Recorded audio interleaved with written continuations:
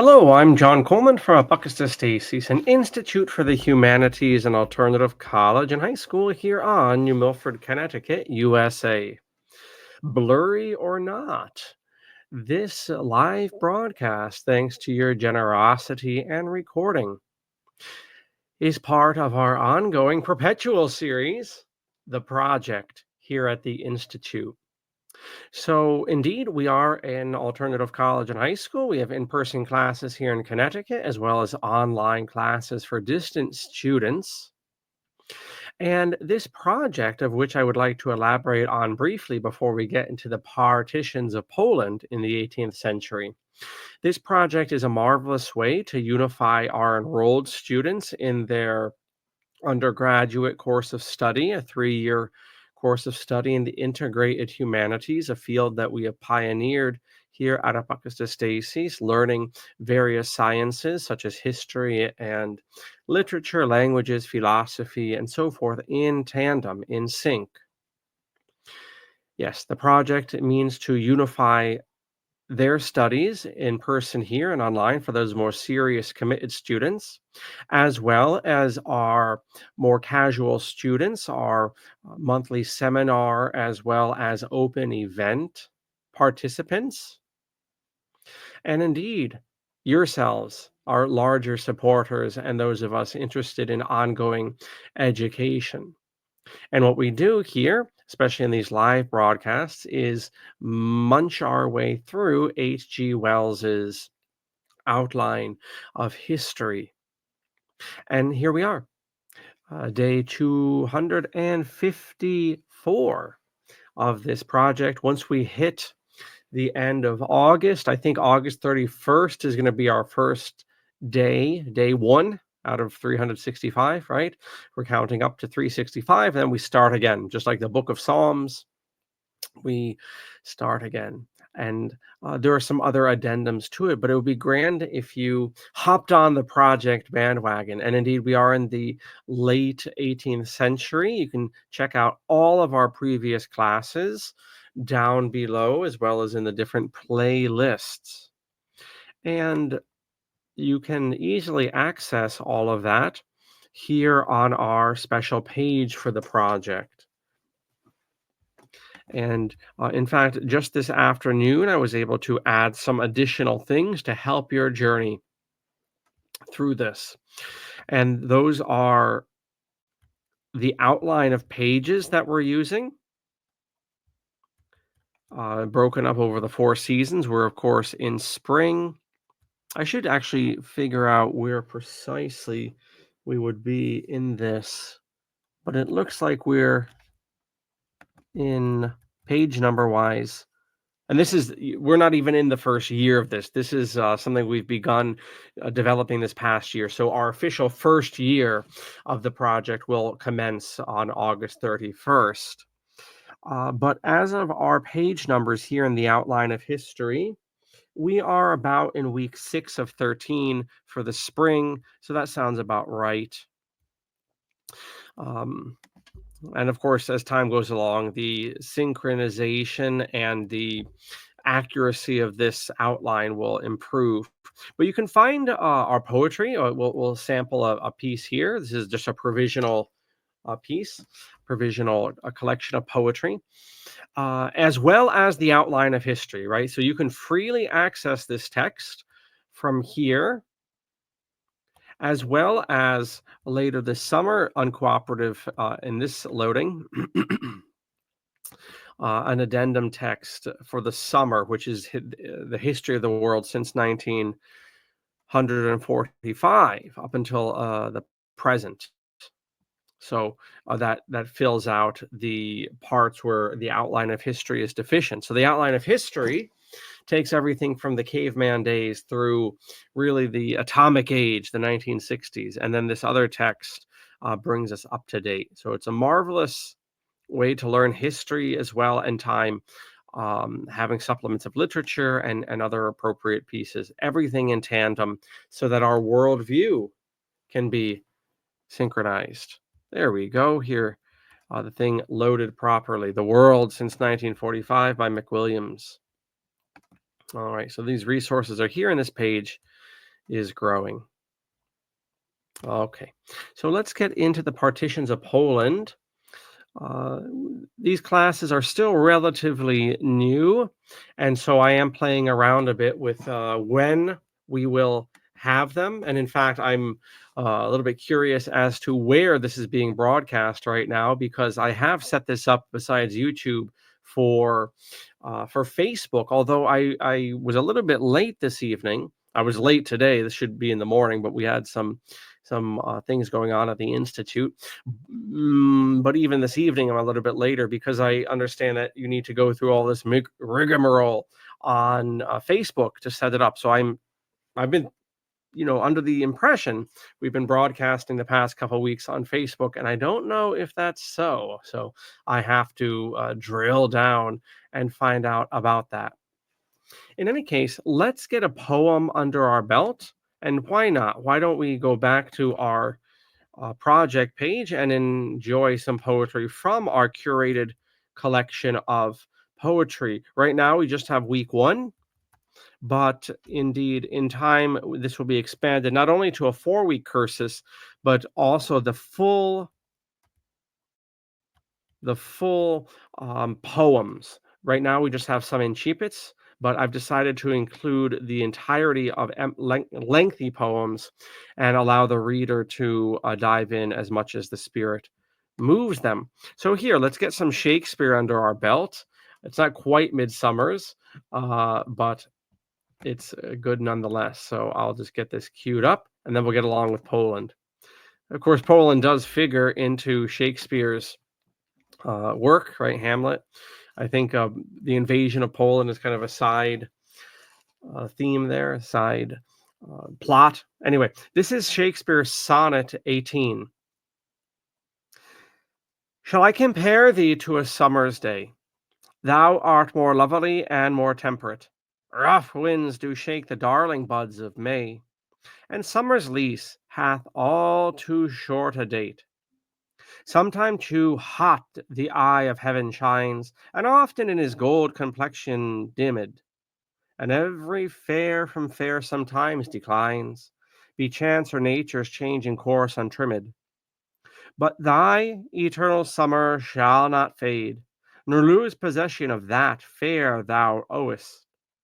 Nor shall death brag thou wanderest in his shade, when in eternal lines to time thou growest.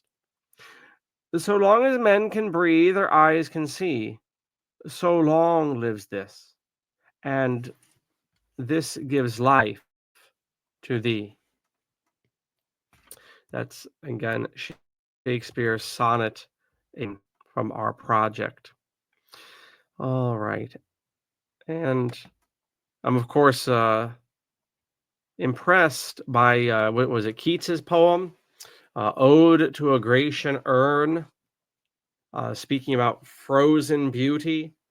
He's looking at the Greek vase. Shakespeare is looking at his love, that even death cannot efface the memory of his love. I'm also considering the transplanted Connecticut poet Wallace Stevens. I think he came out of Ohio originally, Pennsylvania maybe. But Stevens has a great poem, Sunday Morning, meditating on that change and perfection. Wouldn't everything be quite artificial if there was no change, if the birds just stood frozen in the sky? And yet the fact that the birds have to move and undulate and die, there's that aspect of beauty. Perhaps that's what makes it beautiful, is that it will end, or that's what makes it precious, at least. Very interesting.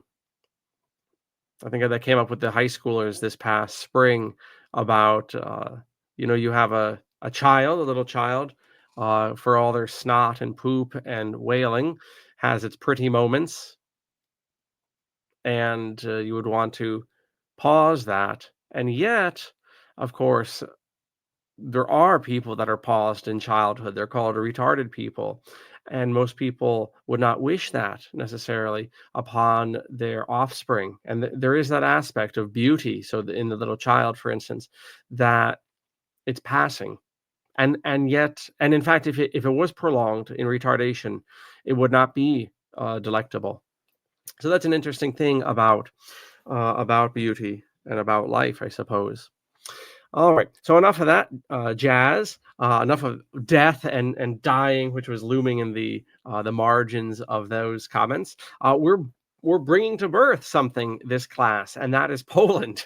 We're looking at the partitions of Poland in the 18th century. We've spent all sorts of time last week looking at the Holy Roman Empire, France under Louis XIV. Next class, we're going to be looking at the New World and Canada and the Treaty of Tordesillas, which is completely ignored except by Spain and Portugal. Everyone seems to be flipping the Pope the bird in the early modern period.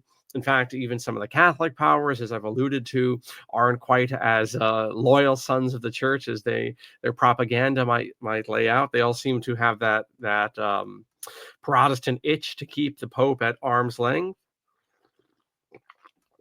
And so we'll see North America will really be a toss-up, papal treaties or not, between Canada and Britain and the Dutch and indeed the Spanish in the south there.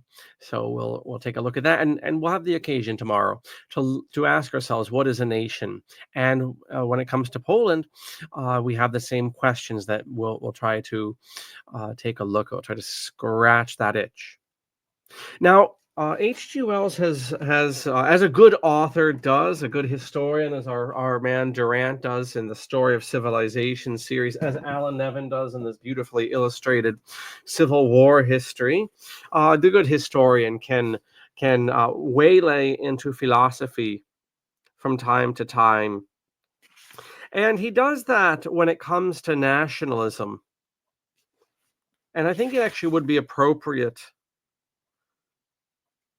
to read this, taking a step away from the blow by blow, getting into Poland soon enough. But this larger reality or fantasy, as Wells might suggest, of what is nationhood. And he seems to discern something different in the myth of nationhood compared to the myth of religion. And of course, myth for historians does not mean something that's made up or fictional. Myth refers to, as I change our camera to the stream camera, purchased because of your kind donations and tuition.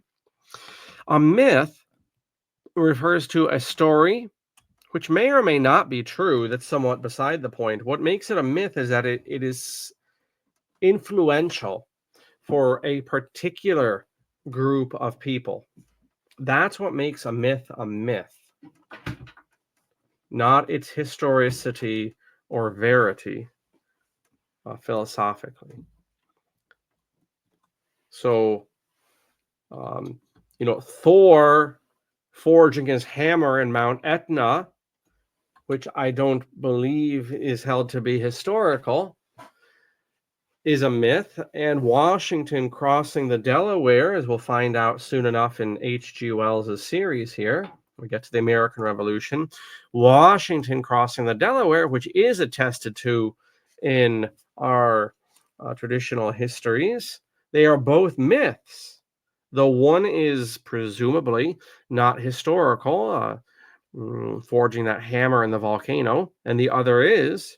They're both myths because one was a story that had influence. Well, it wasn't Thor, excuse me. Was it Hephaestus that forged the hammer in Mount Etna? Anyway, that had a movement, a pull with the Greeks, and of course with the Americans, George Washington crossing the Delaware. Anyway, here's some meditations on modern mythologies of the state.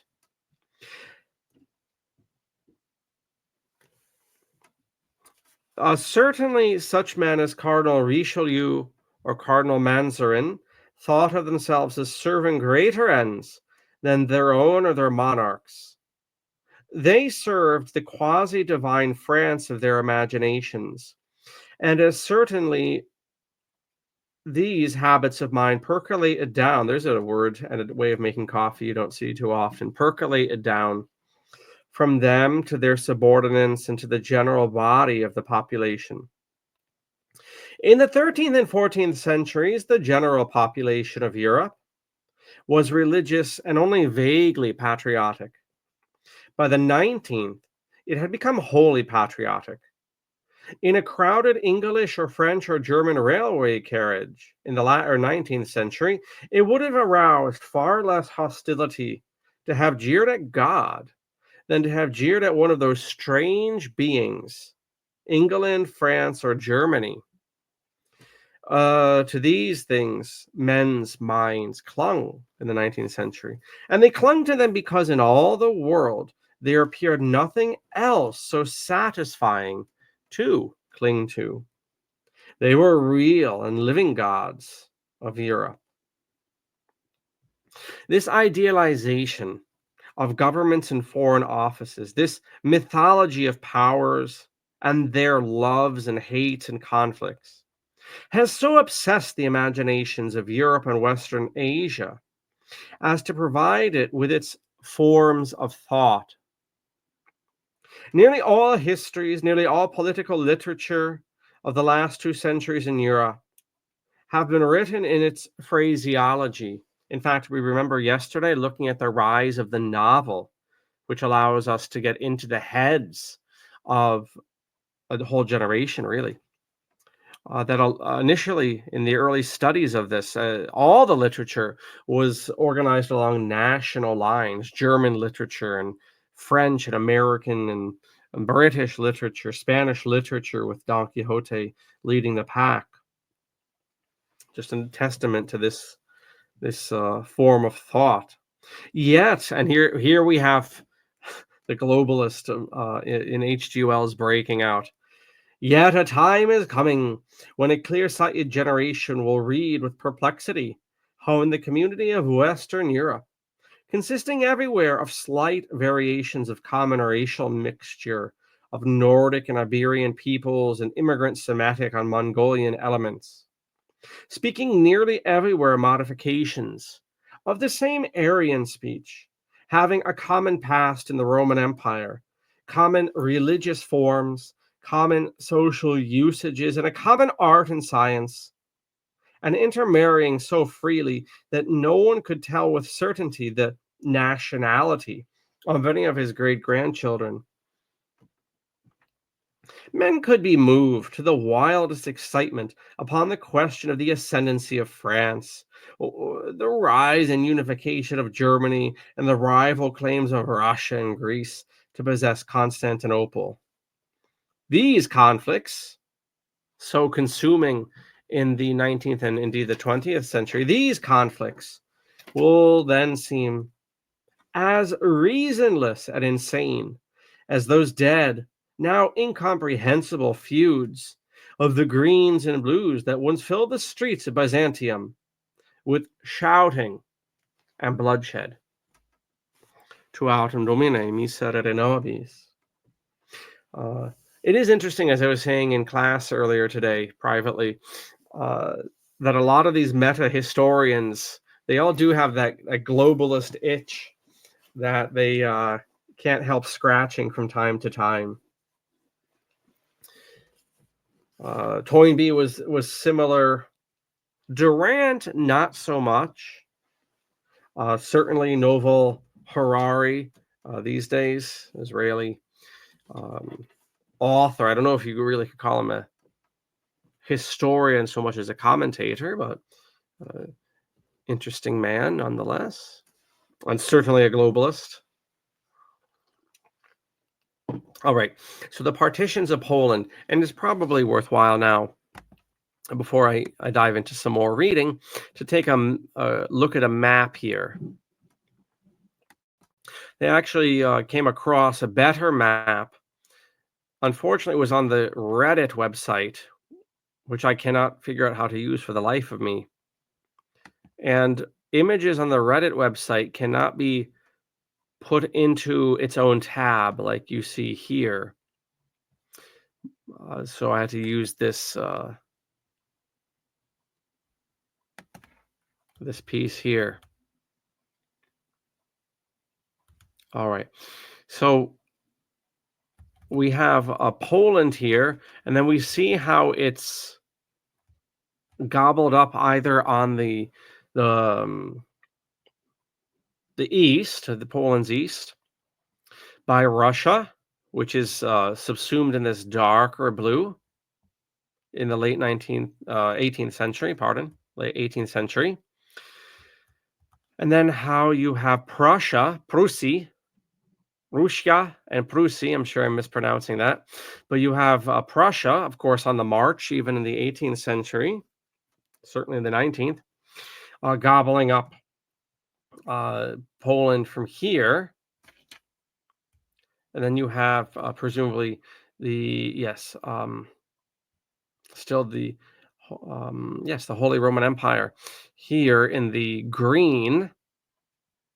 And on the map here, we see that it's taking up the lower part of Poland. Of course, if you know Poland's history, of course, subsumed as Wells says, like, how does he say here? We'll read it soon enough, but submerged beneath the political and military net until the early 20th century, until in 1918 she rose again.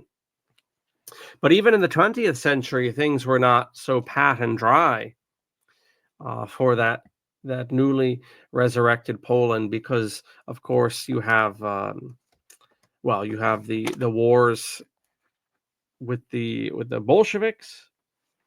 Then you have, of course, the very cynical agreement with the Soviets and the Germans in the late 1930s, and of course all the relocations. So Poland is really jostled around, not just in the 18th century, but also in the 20th century, and even nowadays, Poland may be moving again when all is said and done in Ukraine. In fact, okay, I was interested there if Ukraine made it on the map. When all is said and done in Ukraine, you may find Poland moving into the western reaches of that nation. So that brings us to the question, as time allows, that we'll get into, no doubt. What is a nation? What is a nation? Well, first, let's get back on the wagon with Wells and just get into our basic nuts and bolts with the partitions of Poland, and then we can answer that question, because we'll need it for tomorrow as well, as we answer that question and ask that question as regards the new American Republic, and soon enough the French on our heels. There's a similar set of maps here. What you need to know is that by the end of it, by 1795, there is no Poland on the map. Okay. Oh, scooch down here. Okay. The 17th century, there we go, in Europe was the century of Louis XIV, as we certainly learned last week, and the French ascendancy and Versailles are the central motif of the story. The 18th century was equally the century of the rise of Prussia as a great power, quote unquote, and the chief figure of that story is Frederick II, Frederick the Great. Interwoven with his history is the story of Poland. The condition of affairs in Poland was peculiar. Unlike its three neighbors, Prussia, Russia, and the Austro-Hungarian monarchy of the Habsburgs, Poland had not developed a grand monarchy. So very interesting that even more devolved than the Holy Roman Empire, what he's calling the Austro-Hungarian monarchy already. Although that's not official until Napoleon comes through. Its system of government may be best describe it as republican, with a king, an elected life president. Each king was separately elected. It was, in fact, rather more republican than Britain, Poland was, but its republicanism was more aristocratic in form. Poland had little trade and few manufactures. She was agricultural, and still, with great areas of grazing forest and waste. She was a poor country, and her landowners were poor aristocrats. The mass of her population was a downtrodden and savagely ignorant peasantry, and she also harbored great masses of very poor Jews. She had remained Catholic. She was, so to speak, a poor Catholic inland Britain, entirely surrounded by enemies instead of by the sea. That's an interesting way to describe things. A poor Catholic inland Britain.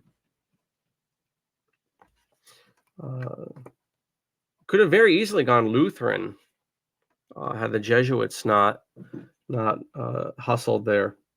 Poland had no definite boundaries at all, neither sea nor mountain, and it added to her misfortunes that some of her elected kings had been brilliant and aggressive rulers. Eastward, her power extended weakly into regions inhabited almost entirely by Russians. Westward, she overlapped a German subject population. I happen to be reading a lot about World War II right now in Central Europe and what the world calls the Holocaust. And indeed, a lot of these overlapping population centers come into play. Certainly, the whole idea of German Lebensraum, living room, motivates the regime there. So you have that whole hodgepodge. Alluded to, indeed, by Wells earlier in this class. Because Poland had no great trade, she had no great towns to compare with those of Western Europe and no vigorous universities to hold her mind together. Her noble class lived on their estates without much intellectual intercourse. They were patriotic, they had an aristocratic sense of freedom, which was entirely compatible with the systemic impoverishment of their serfs. They had an aristocratic sense of freedom, which was compatible with the systematic impoverishment of the serfs. But notice they have serfs. Notice they and the Russians still have serfs in the 18th century. But their patriotism and freedom were incapable of effective cooperation. While warfare was a matter of levies of men and horses, Poland was a comparatively strong power, but it was quite unable to keep pace with the development of military art that was making standing forces of professional soldiers the necessary weapon in warfare. You know, we've left well in the past, the medieval time, but we did talk last week how that was one of the definitive points that you can contrast the medieval with the modern, is that the medieval world, amongst other proper characteristics of warfare, is largely centered around levies, temporary levies. Here we go, levies of men, militia.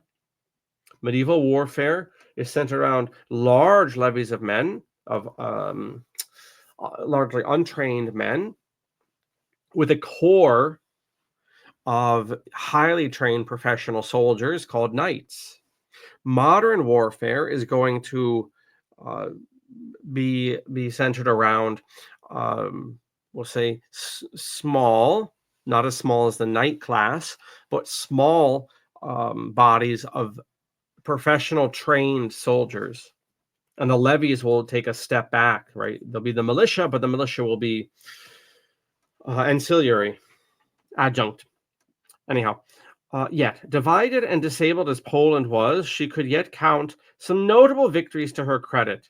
The last Turkish attack upon Vienna in the 17th century, where we get coffee. Coffee is discovered at that battle, which is a Catholic feast day for other reasons than a breakfast beverage, was defeated by the Polish cavalry under King Jan Sobieski, King Jan III.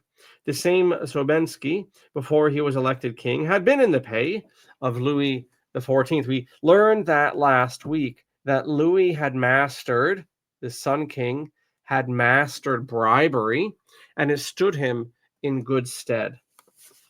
All right. So H.G. Wells goes on. I leave it to you to read the balance of that if you're following along day to day on our classes. Um, we will take a look at the map once again, but I'll just show you if this helps you a little bit better. So you can see Poland here. And then what happens in before 1772, and then you see after 1772, you see the western part of Poland, or excuse me, the western part of Russia, the eastern part of Poland is gobbled up. You can make this a little bit bigger just to contrast the maps, bigger still. Okay, you can see that, right? So this area is here, and it's missing here. Also, not to be outdone, the Prussians who are on the move, as Wells tells us here, well, move they do. And we can see that this area here is also gobbled up from Poland and truncated. Moving across, so that's after 1772, and moving across, we get to further partitions. So after 1793, a lot of stuff going on in France in that year, but Poland is really done dirty. And we see Prussia is really pushing into its domains, and Russia also, especially in the south here, is moving in. Also, not to be so that's what that was the Ottomans. Notice the Ottomans in the south. I thought that was the Holy Roman Empire. The Ottomans are kind of pushed back, which is interesting. The point for Poland, though, is notice here there is no Poland after 1795, and there won't be until after World War I, when Poland's identity will immediately come under attack with the Bolshevik attempted takeover, and which I believe Trotsky leads up directly. Let's go back to that map, and then we will change. Let me cut the camera indeed, and then we'll just put on the screen share for the rest of class. But remember earlier I was kind of confused. There was this type of,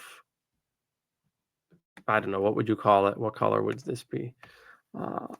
You see kind of down here saying, well, what is this? The gray, if you can see it. I don't know if you can. I'll just get rid of the banner. This gray down here, this is the Ottomans. This is the Ottomans who had pushed, if you can follow my cursor, on the lower left here of the map, all the way to Vienna in the previous century. Now they're back here. And this indeed is the Holy Roman Empire, more and more being called the Austro-Hungarian Empire, although, as I say, that's not official until Napoleon comes through. What is a nation? In our closing minutes, we're going to need to know this for Poland, right? So Poland is politically done dirty by Prussia and Russia. Prussia and Russia, as the Irish folk songs call it. And yet Poland endures. I'm kind of moved to recall the Greeks, right? The Greeks still exist even after they're dominated by in the ancient world, the Romans, and then the Ottomans, indeed, in the medieval times. A nation, and this is as large as I can get it given the dynamics of this web page without throwing the formatting off. A nation is a large group of people with strong bonds of identity. It is an imagined community, a tribe. A nation is a tribe on a grand scale. The nation may have a claim to statehood or self-rule, but it does not necessarily enjoy a state of its own. See Poland right now after 1795. National identity is typically based on shared culture, religion, history, language, or ethnicity. Though disputes arise as to who is truly a member of the national community or even whether a nation exists at all. Do you have to speak French to be Québécois? Are the Wales and Tibet nations? Nations seem so compelling, so real, and so much a part of the political and cultural landscape that people think they have lasted forever. In reality, they come into being and dissolve with changing historical circumstances, sometimes over a relatively short period of time, like Czechoslovakia and Yugoslavia. Why then does national identity give rise to such extremely strong feelings? And why would so many be ready to die for the nation, quote unquote, in time of war? Because of migration, most modern states include within their borders diverse communities that challenge the idea of national homogeneity and give rise to the community of citizenship rather than membership in the nation. Citizenship is different than membership. In the age of global transportation and communication, new identities arise to challenge the nation. But the pull of nationalism remains a powerful force to be reckoned with, and a glue that binds states together and helps many people, for better or worse, make sense out of a confusing reality. Tu autem domine miserere nobis. Nations help us make sense out of confusing things. And that'll certainly be the case as modernity moves on and different populations get jumbled up more and more. You almost need the legal system to provide this sense of identity or reality in a place where ethnic identity, as the 19th century moves into the 20th, as ethnic identity recedes more and more into the background. So these are very interesting points. And we see that with Poland. So Poland maintains its identity because it has a shared religion, Latin Catholicism. It has a shared language. And it has some outstanding figures in its past, whether that's the repulsion of the Turks uh, or Jan Sobensky, and indeed some other outstanding characters and figures from earlier in Polish history. You notice the bond, though, of religion and the bond of language, and indeed a certain agreed upon history. This will give the Poles, even though they're subsumed like under the waves, as Wells says at the end of this section, even though they're subsumed, this will give the Poles the sense of enduring identity. We'll see the same with the Irish in the 19th and 20th century. We see the same nowadays with the Kurds, indeed with the Quebecois in France, with the Catalonians, with the Tibetans, indeed with the Taiwanese. You have these communities that their political situation is not what they would like altogether, but they have an enduring identity that's deeper and without um, political or legal realities. All right, so we'll leave it there for the moment. We'll leave it there for class today. A little bit different than normal. Broadcast in the evening, and also broadcast slightly late because of my questions about Facebook. In any case, that's our project for today, and we'll be back tomorrow to look at the discovery, the settlement of the New World, particularly the east coast of North America. And we will get a poem in there. It's just striking me, we didn't get our poem today, but we will do so tomorrow. In any case, thank you so much. Please, I invite you to follow along day by day in the project. You have the text on the site. And indeed, if you're so moved, please enroll, and you can go a lot deeper with us at Apocatastasis. Thank you so much, and I'll catch you tomorrow. Valete.